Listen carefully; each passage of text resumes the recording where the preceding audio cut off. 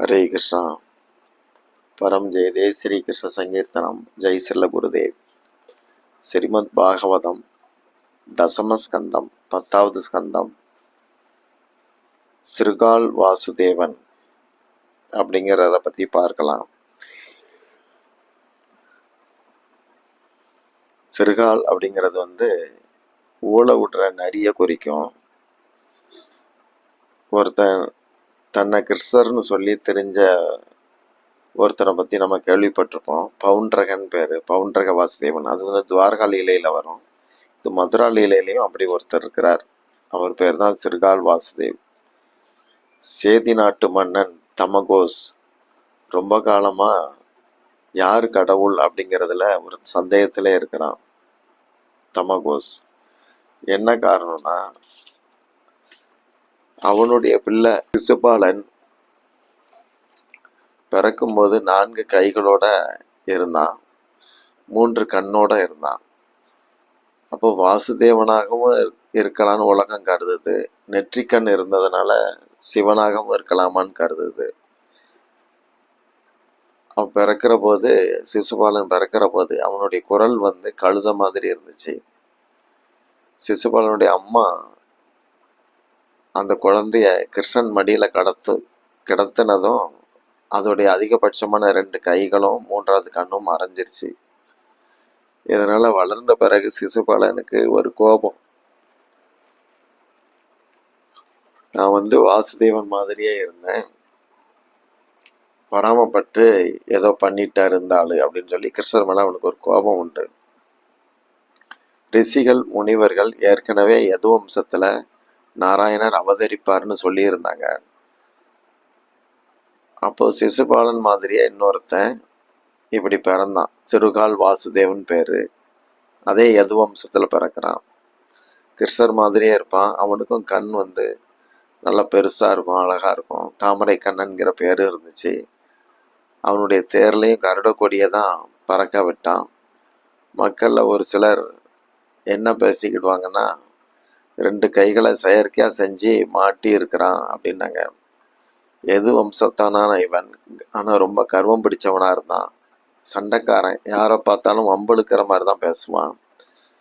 அப்ப சேதி நாட்டு மன்னன் தமகோஸ் என்ன பண்றாருன்னா, அந்த கிருஷ்ணர் ஜராசந்தனை ஓட ஓட விரட்டினாரு.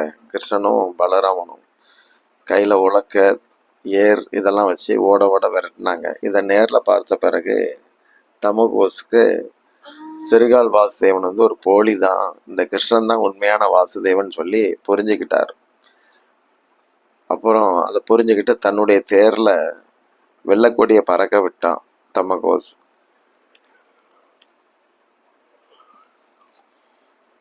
கிருஷ்ண பலராம் தமகோஸ் கூட நட்பு கொண்டாடுறாங்க.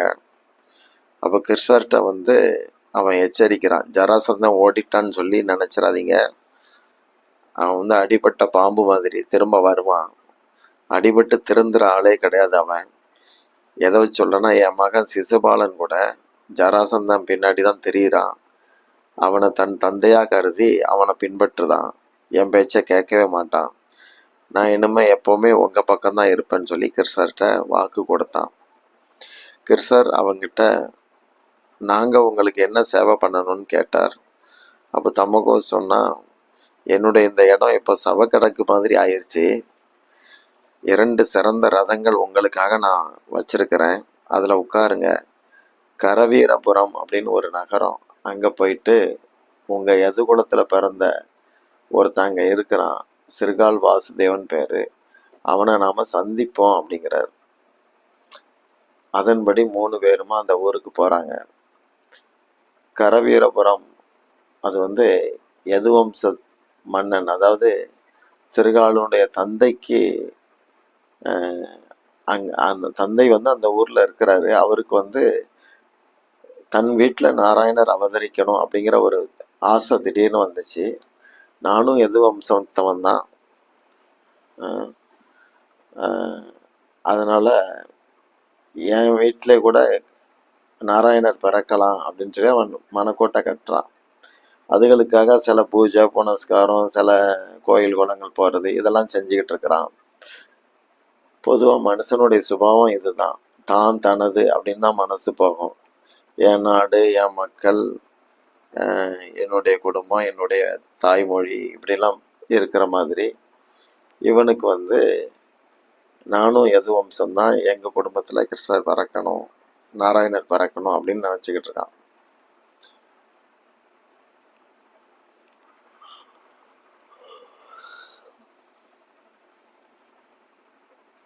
அந்த நினப்பில் அவன் இருக்கிற போது தான் அவனுக்கு கருப்பு நிறத்தோட அழகான பெரிய கண்களோட ஒரு குழந்தை பிறந்துச்சு. உடனே அவன் ஊரெல்லாம் அறிவிக்கிறான், வாசுதேவன் பிறந்தாச்சு அப்படின்னு சொல்லி கொண்டாட ஆரம்பித்தான். அந்த குழந்தையோட குரல் வந்து நரி ஊளையிடுற மாதிரி இருந்துச்சு. சிறுகால் அப்படிங்கிற அர்த்தம் அந்த பேரை கொண்டு தான் வருது. ஊளையிடும் நரி அதை குறிக்கும் சிறுகால்னா. மக்கள் திமிர் பிடிச்ச இவனை வந்து நரி அப்படின்னு தான், அவன் ஊழ விடுறது நரி நரி, அதை சிறுகால் சிறுகால் தான் பேசுனாங்க. ஆனால் நேரில் வரும்போது மட்டும் வாசுதேவா அப்படின்னு பேசுவாங்க. வாசுதேவன் பேர் தான் அவனுக்கு சூட்டப்பட்டிருக்கு. எப்படியோ சில சித்தர்களை கையில் பிடிச்சி 2 செயற்கை கைகளை வாங்கி முதுகில் மாட்டிக்கிட்டான். அப்போ 4 கரங்கள் மாதிரி வெளியே தெரியும். தேரில் கருட கொடியை இணைச்சான். நான் தான் உண்மையான வாசுதேவன் சொல்லி அறிவிக்கிறான். அப்போ யாராவது நீங்கள் போர் செய்து பிற நாட்டு மன்னர்களை கப்பங்கட்ட செய்ய வைக்கலாமே அப்படின்னு கேட்டால் அவனுக்கு தோல்வி பயம் வரும். ஆனால் அதை மறைச்சிக்கிடுவான், காட்ட மாட்டான். நான் எதுக்கு அப்படி அடுத்தவங்க வம்புக்கு போகணும்? 3 உலகத்துக்கும் நான் தான் வாசுதேவன், அது நிச்சயமான விஷயம். எல்லாரும் என்னுடைய பிரஜைகள். அப்படி இருக்கும்போது நான் எதுக்கு சண்டை போடணும்? என்னை யாரும் எதிர்க்கலையே அப்படிமா. அவனுடைய கரவீரபுரம் யாரும் கடந்து வர முடியாத ஒரு ஊராக இருந்ததுனால மற்ற யாருமே அங்கே வந்து தாக்குதல் எதுவும் நடத்துனது கிடையாது. இப்போ தமகோஸ் கிருஷ்ணபலராம் அனுமதியோட கரவீரபுரத்துக்கு வந்து சேர்றான். அப்போ கரவீரபுரத்துக்கு ராஜாவுக்கு தகவல் கொடுக்கிறார் தமகோஸ். நானும் வாசுதேவ கிருஷ்ணனும் பலராமனும் உன்னுடைய ஊர் எல்லைக்குள்ள வந்திருக்கிறோம், ஒரு தோட்டத்தில் முகாமிட்டு தங்கி இருக்கிறோம், இந்த செய்தியை அனுப்புகிறான். இதை கேட்டதும் சரகாலுக்கு கோபம் பொத்துக்கிட்டு வருது. எனக்கு போட்டியா? வாசுதேவனை நானே இன்னொருத்தனை போய் பூஜிக்கிறதா அப்படின்னு சொல்லி எரிஞ்சு விழுறான். அவன் ஆத்திரத்தோட கிருஷ்ண பலராம் முகாமுக்கு வந்தான். உலகத்தில் வந்து ஒரே சமயம் 2 வாசுதேவர் இருக்கக்கூடாது. நீ தனியாக வந்திருக்கிறதுனால நானும் படை இல்லாமல் தனியாக வந்திருக்கிறேன். நாம் வந்து போர் செய்து யார் வாசுதேவன் அப்படிங்கிறத முடிவு கட்டலாம் அப்படின்னு அந்த கேட்டதும் சரகாலுக்கு வந்து கோபம் வருது. எனக்கு போட்டியா? வாசுதேவனை நான் இன்னொருத்தனை பூஜிக்கிறதா அப்படின்னு எரிஞ்சு விழுந்தான். அவன் ஆத்திரத்தோட கிருஷ்ண பலராம் முகாமுக்கு வந்துட்டு, உலகத்தில் ஒரே சமயம் 2 வாசுதேவன் இருக்கக்கூடாது. நீ தனியாக வந்திருக்கனால நானும் படை இல்லாமல் தனியாக வந்திருக்கேன். நாம் போரிட்டு யார் வாசுதேவன் முடிவு செய்யலாம் அப்படின்னு குரல் கொடுத்தான்.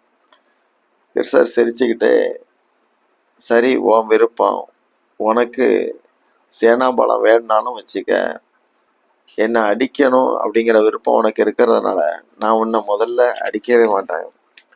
ஏன்னா நான் ஒரே அடியில் உன்னை காலி பண்ணிட்டா உன் விருப்பம் நிறைவேறாமல் இறக்க வேண்டி வரும். அதனால் உன்னுடைய விருப்பத்தை வந்து முதல்ல நிறைவேற்றணும்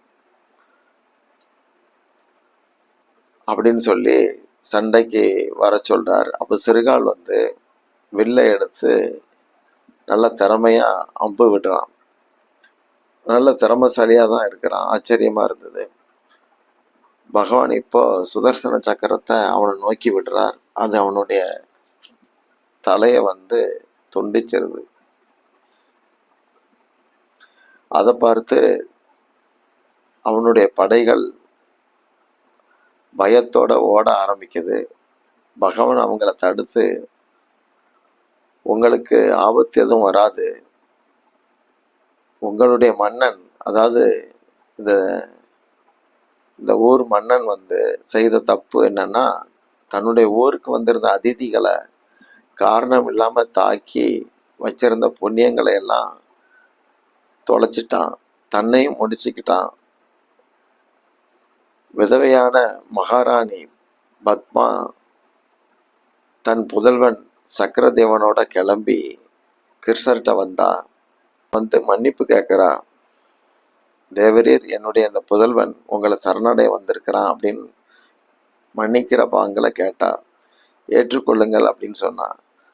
பிரார்த்தனையும் பண்ணா. அப்போ கிருஷ்ணர் சொன்னார், தேவி, நான் இங்க வந்து பகைவனா வரல. சிறுகால் வந்து தானாகவே என்னை தாக்கினான். நான் நட்பு கொண்டாடத்தான் வந்தேன். நீங்க வருந்த வேண்டாம். உங்க பிள்ளைக்கு அரசு அரியணைக்கு ஏற்பாடு செய்வோம். இறுதியில உங்க பிள்ளைக்கு அரசு அரியணைக்கு ஏற்பாடு செய்வோம். இறுதி சடங்கு முதல்ல முடியட்டும் அப்படின்னு கிருஷ்ணர் சொன்னார். அதன்படி சடங்குகள்லாம் முடிஞ்ச பிறகு சக்கரதேவன் பகவான் சொல்படி மன்னர் அரியணையை வந்து ஏத்துக்கிட்டான். அசுரர்கள் வந்து கிருஷ்ணர் மீதான கோபத்தினால புனித பூமியான மதுராவை வந்து நாசம் பண்றதுலே குறியா இருந்தாங்க. ஜராசந்தன் 18 முறை அப்படி போர் தொடுத்தான். 50 லட்சம் பேரோட வருவான். இதனால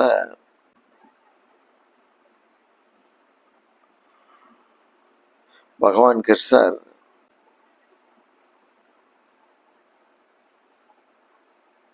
என்ன இருக்கு, இதனால பகவான் கிருஷ்ணர் விஸ்வகர்மா கிட்ட துவாரகா நகரை நிர்மாணிக்க கட்டளையிட்டார். துவார் அப்படின்னா வாசல், துவாரம். கா அப்படின்னா எங்கே. அந்த அரண்மனையில தேடிதான் அலையணும், எங்க எங்க அப்படின்ட்டு. அவ்வளவு பெருசா இருக்கு. எப்படி பெரிதாக இருந்தாலும் வாசல் வரைக்குமாவது தப்பா வருது.